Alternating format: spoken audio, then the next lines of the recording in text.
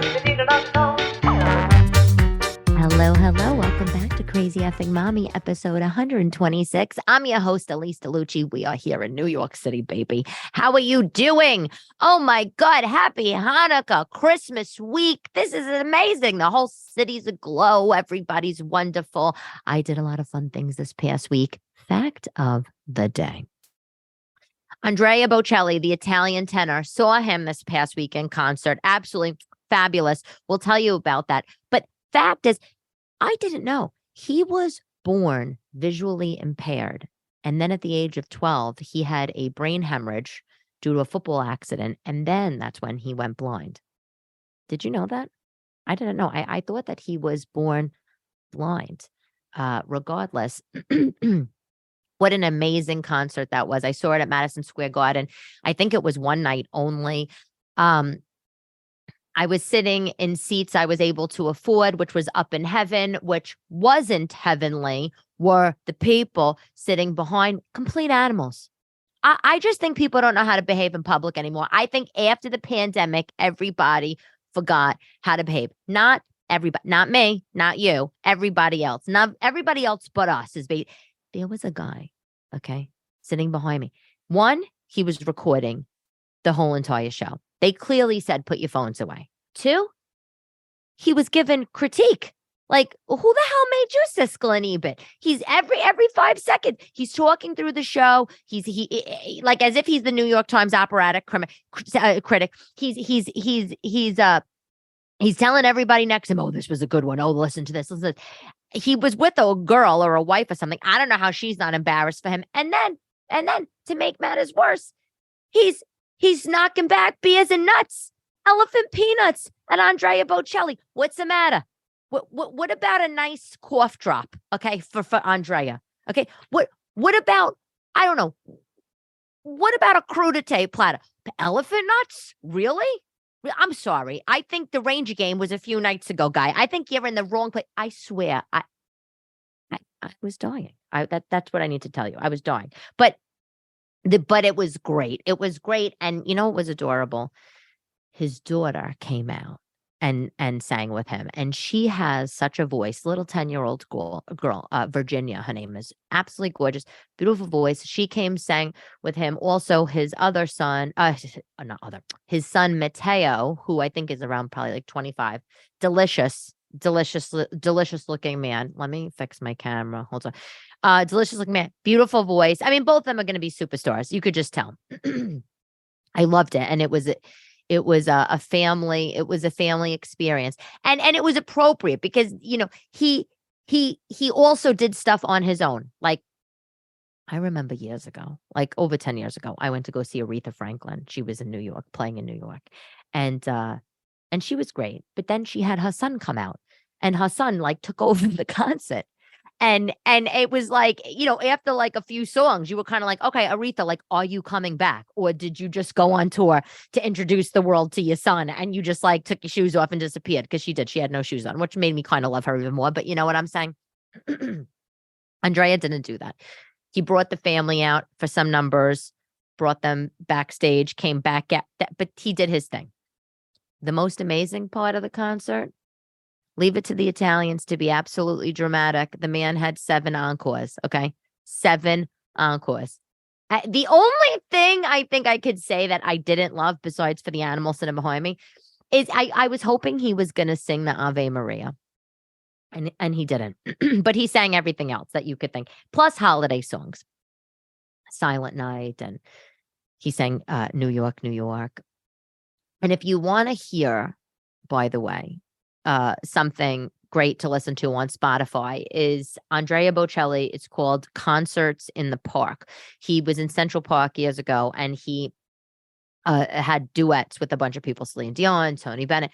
And if you're on Spotify, you could put in Andrea Bocelli Central Park, and the album should come up. And I found it after this show the other night, and it was great. You know what wasn't so great? Chris Botti. Okay, here's the thing. Trumpeter Chris Botti, by the way, plays with Andrea Bocelli. I saw him at Blue Note a few nights ago. He's great in the sense of his talent. Chris Botti is ridiculously talented. he had a lot of people on stage with him who were very talented.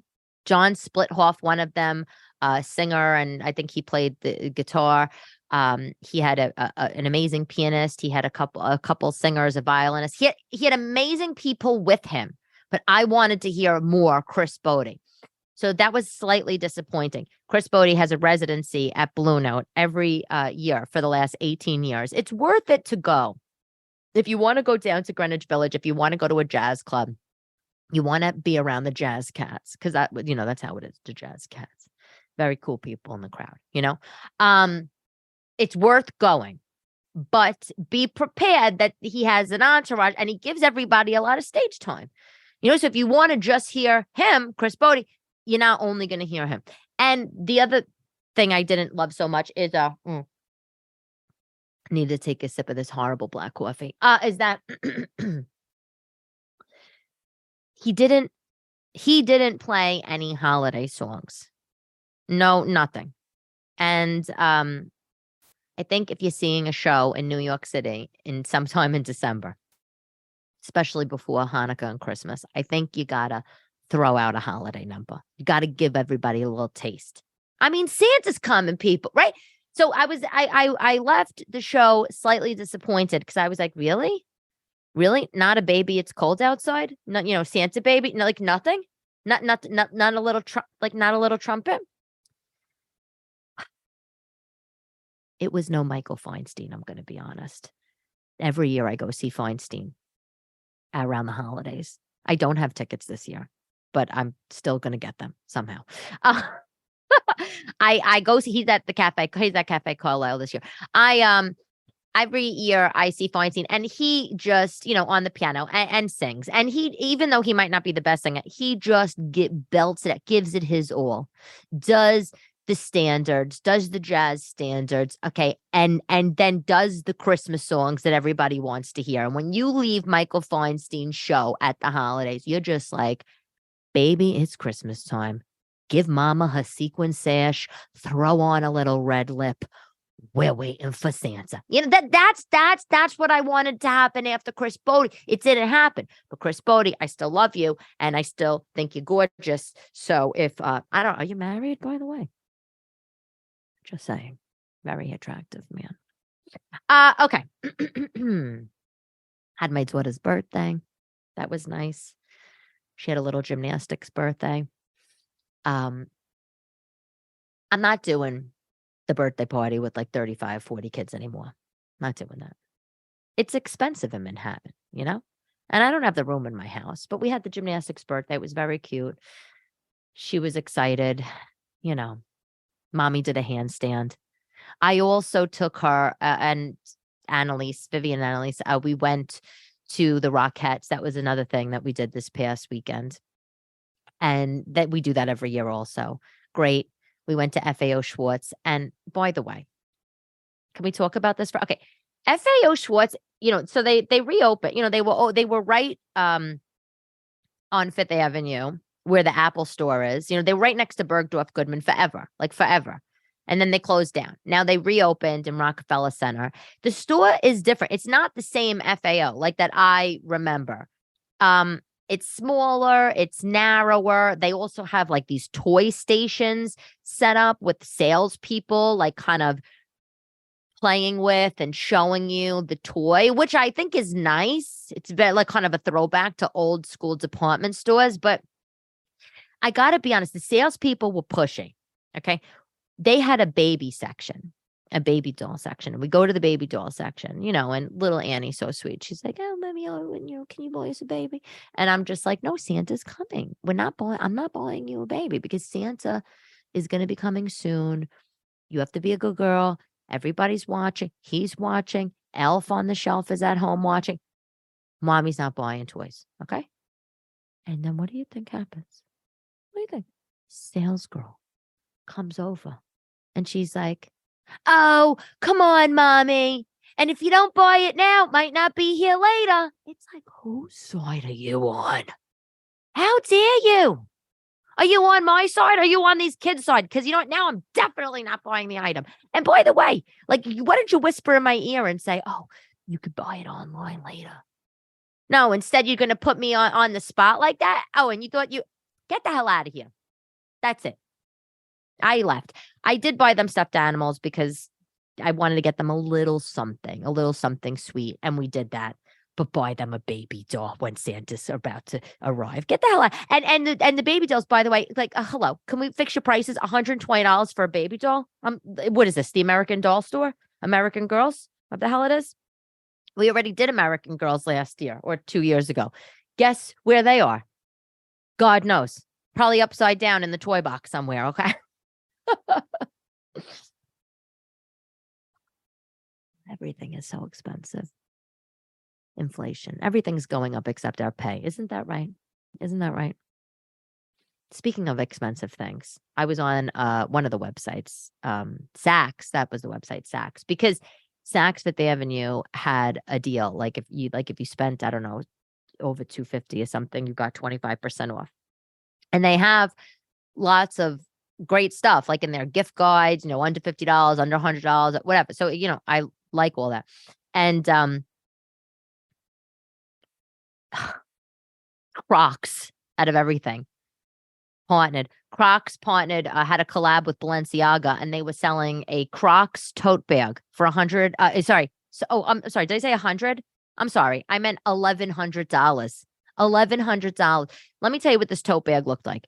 It was a black Crocs material, just like the shoe, tote bag with the holes in it and everything. It said Crocs on it, and I think it had also said Balenciaga on it for $1,100. You could keep your dollar store tote bag. Okay, nobody wants that. Like, I mean, on this, first of all, who can afford that?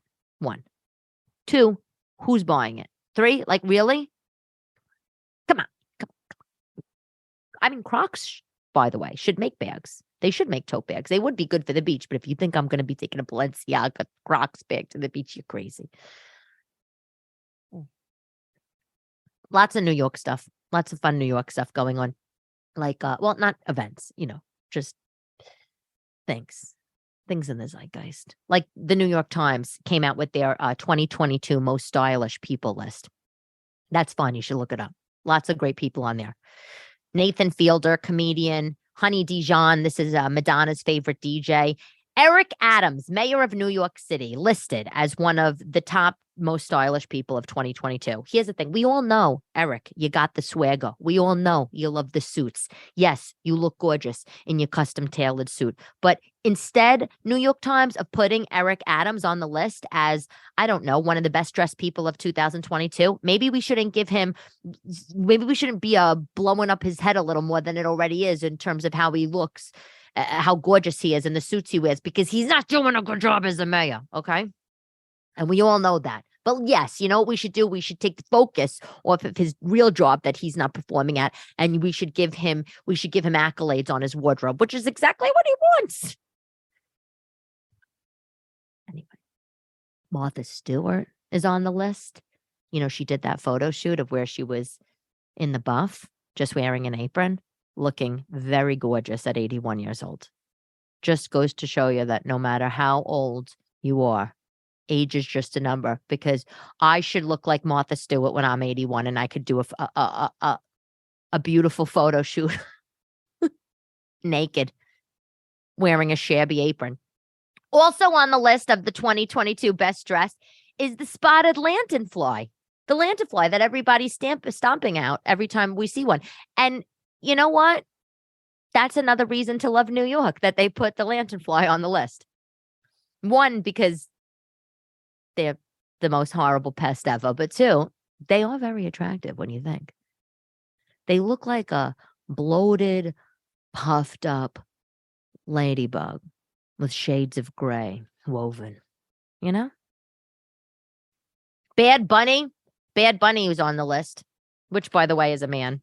Somebody said to me, "Oh, Bad Bunny is a girl." I said, "No, it's a guy." I said, "He's Puerto Rican. He's a Puerto Rican guy, Lizzo was on the list too. And by the way, Lizzo has a lingerie line called Yitty. I don't know if there was any she borrowed it from Yeezy. Yeezy, Yitty. I don't know. But it's owned by Fabletics. That's the parent company of Lizzo's line. And it's actually very cute. It's really cute. And, Fabletics is owned by Kate Hudson. And so, now they have this line with Lizzo.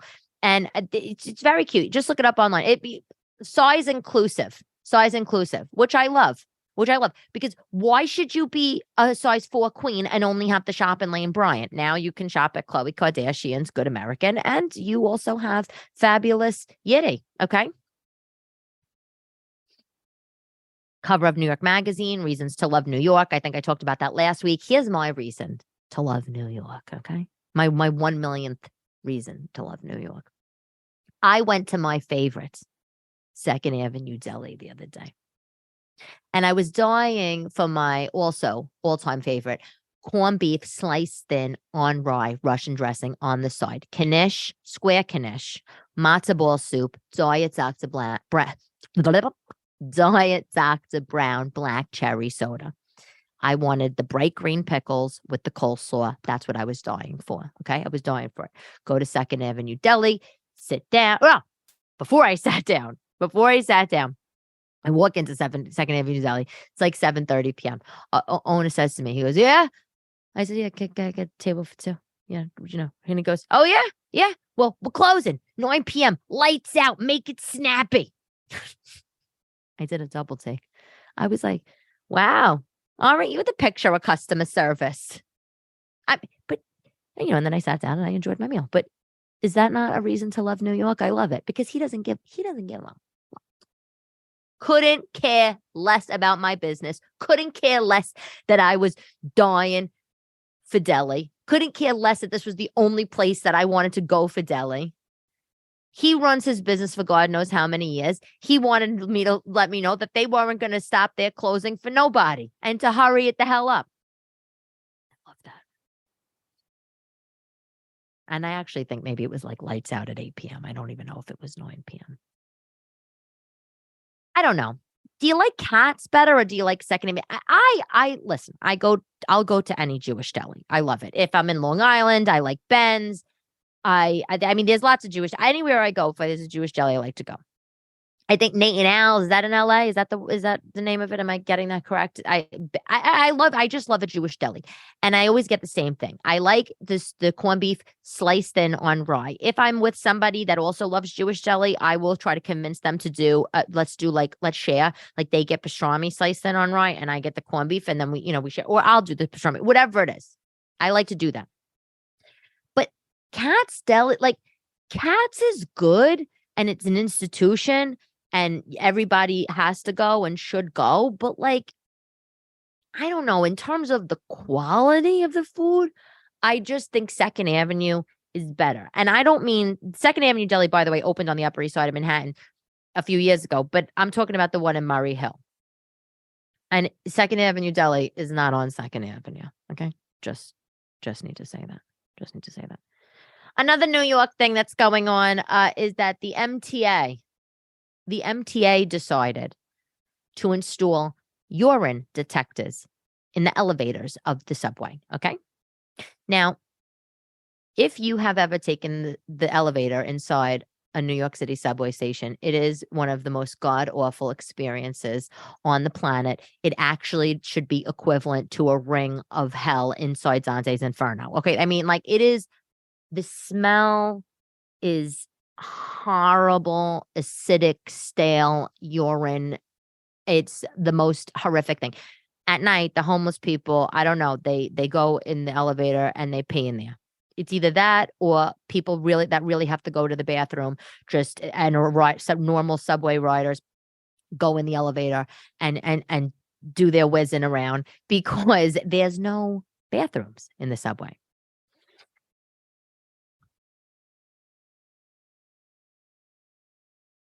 Is a urine detector something the city should be investing money in? I mean, I think it's a nice to have. Do I think it's a must have? No. Okay. No. Maybe we should address the homeless problem before we address the homeless urine problem. Just my opinion. Who am I? Who am I?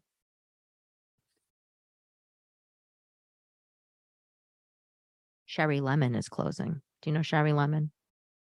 If you're not here, you probably don't know it. Or if you're, but maybe actually you do. Sherry Lemon is a big liquor store, wine store on Park Avenue. It's been there forever. It's like on the corner, like Park and 60th, but it's been around for almost 100 years. And it's having a lot of trouble, so it might be closing. They have lawsuits, they have unpaid taxes, delinquent taxes. They have a customer. Listen to this. You'll die. They have a customer suing them because this customer ordered, brace yourself, $800,000 in wine shipments and never received them. $1 million in wine shipments. Of course, they're going to have a giant lawsuit on their hands. What's going on with you, Sherry Lemon, huh? Again, I don't understand what's happening. All these places in the city that are like institutions are shutting down. Now, I'm not even a big alcohol drinker, so I don't really give a shit about this. But I did used to send stuff out for corporate gifts from Sherry Lemon, and I also received. And they do have very good customer service. They're very good at business gifting, but you're not good at business gifting if you don't going to send out the product. Okay, I'm just saying. They have $3 million in outstanding taxes. Like, what are you doing? What are you people doing trying to scam the system? I mean, really? Really? I can't. You know what else I can't? Oh, God.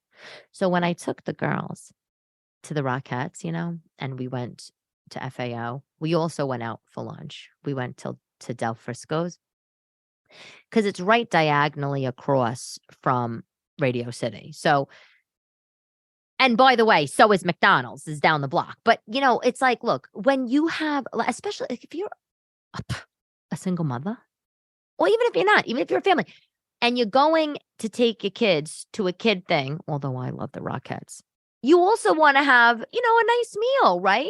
Like a nice meal. And yeah, there are things that the kids could eat at Del Frisco's. They have burgers, where I could get a chicken sandwich and, without the bun, or whatever. I don't know, salmon. They don't have chicken sandwiches, but you know what I'm saying. I told my mother says, where you going to eat with the girls after the Rockettes? I said, I'm going to take them to Del Frisco's. You know what she says to me? She goes, you can afford that. It's like, no, actually, Mom, I can't. The only thing I can afford is White Castle or, I don't know, eating shit off of the fucking sidewalk. What does that even mean? I can afford that. Yes, I can afford to take my two daughters out for a nice lunch at Del Frisco's. Like, really, Ma? Really? First of all, we went at lunchtime. So they have the business lunch menu. The business lunch menu at Del Frisco's is actually very good. It's not bad. You get, let me say, for $35. And now, mind you, this is Manhattan pricing. For $35, you get a super salad, and then you get an entree choice, and it's steak, I think it's like a filet mignon, or salmon, or some chicken dish. I got the entree. I got the steak, the business lunch entree, thing, whatever, the business lunch special. I got a salad. I got the steak. It came with string beans, mashed potato. It was beautiful. Too much food just for me. The girls, what did they get? Burgers. Burgers, $20 each.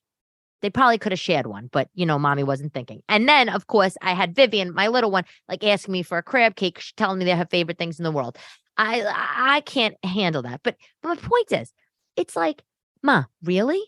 You can't, what am I, some fucking pauper? And even if I was and I want to take my girls out for a Christmas lunch, give me a fucking break, will you please? I swear, Italian people are like this. I don't know what it is about Italians. Italian people, they just think you should, Italian people, we spend money on certain things, right? And we do things nice, and we gift nice, and we dress nice, and our home's nice. But then there's this other side to Italians where it's like we also want things for nothing, or we won't. We feel like we have this poor mentality mindset or something like that. What the hell do I work so hard for if I can't go out to a nice lunch with the girls? Right? What? She doesn't know. She should only know how much some of these restaurants are in the city. She should only know. One time I went to Danielle on 60th Street, French restaurant, famous restaurant. I went there years ago, not with the kids. I went there with Paulie the Tooth, my ex. Do you know how much the bill was? You'll die. The bill, this was the most expensive meal I've ever had in my entire life. I don't know what we were doing. We were high, like not literally. We were just crazy. We didn't know how much we didn't know how much it was gonna be.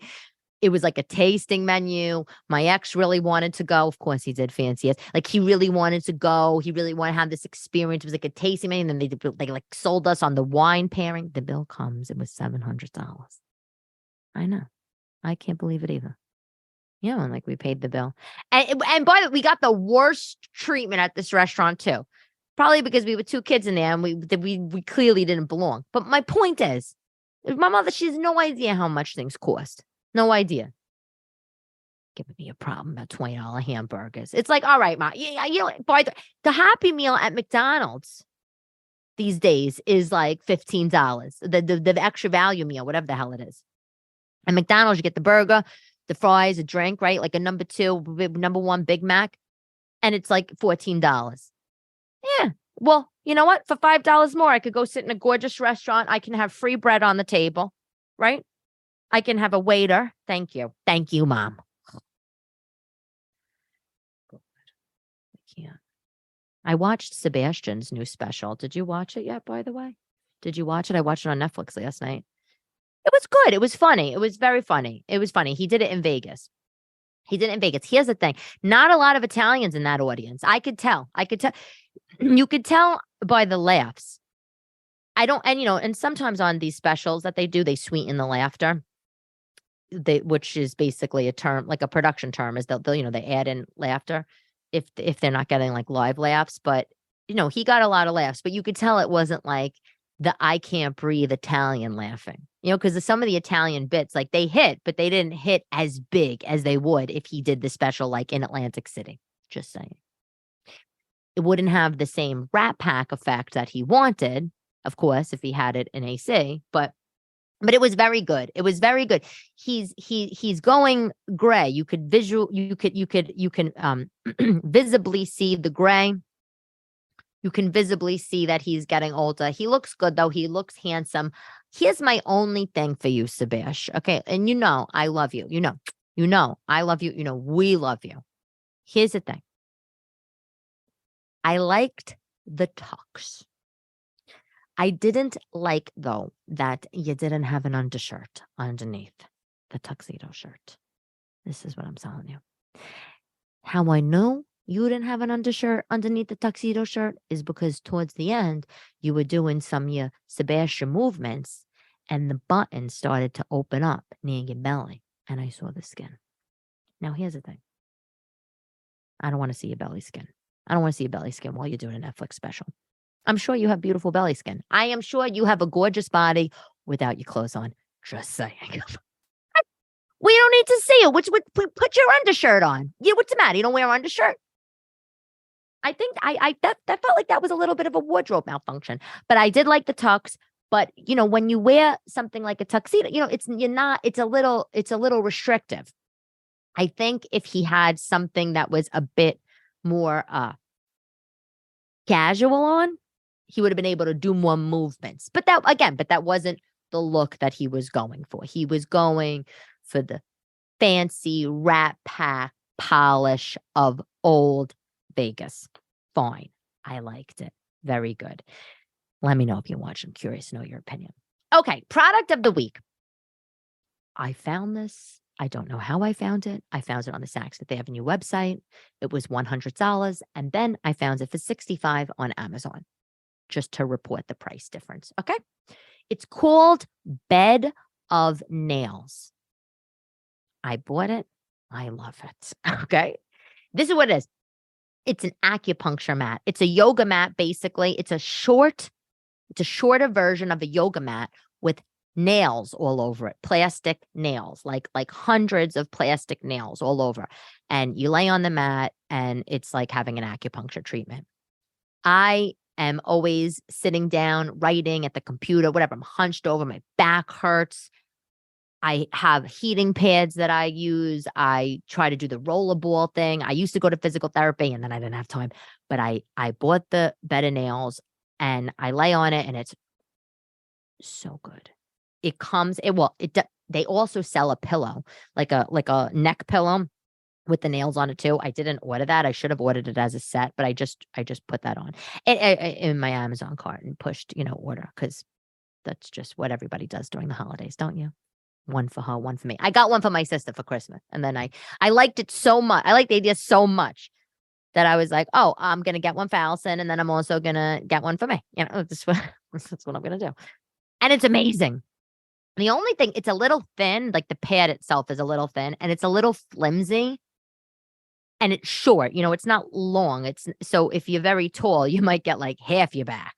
You have to be really tall though. It got my full back and I'm 5'4", but you can wash it. That's the other thing. I thought it was great. And if you read the reviews on Amazon, it doesn't have tons of reviews. A lot of people are saying they have back pain, they have this, they take this. This is beautiful. I think this is a really nice thing to invest in for your wellness. That's just my personal opinion. Okay. Here's the deal. Year's coming to the end. I don't even know. I don't have New Year's resolutions yet. I got to get the New Year's resolutions. I do know I'm going to be at Governor's. I think it's January 7th. Governor's out in Long Island. There's a Bad Moms comedy show or something. I'm the headliner on the show, which is very nice. Thank you to the ladies that are putting it together. Vic and I are back on the road together in March doing some shows. I think they're they're obviously in the tri-state area. I got the book coming out, in end of Q1 of 2023. Got a lot of stuff going on, but not any really New Year's resolutions. I gotta keep that in the back of my head. Keep that in the back of my head. But I will say, for my quote of the day, Steve Jobs. This is a great quote by Steve Jobs, and it says, "Your time is limited. So don't waste it on living someone else's life. Don't be trapped by dogma, which is living with the results of other people's thinking." And I think that's a fabulous quote as we start to wind down 2022. I'm Elyse DeLucci. This is Crazy Effing Mommy. Thank you, as always, for listening, and I will talk to you next week. Love to love you.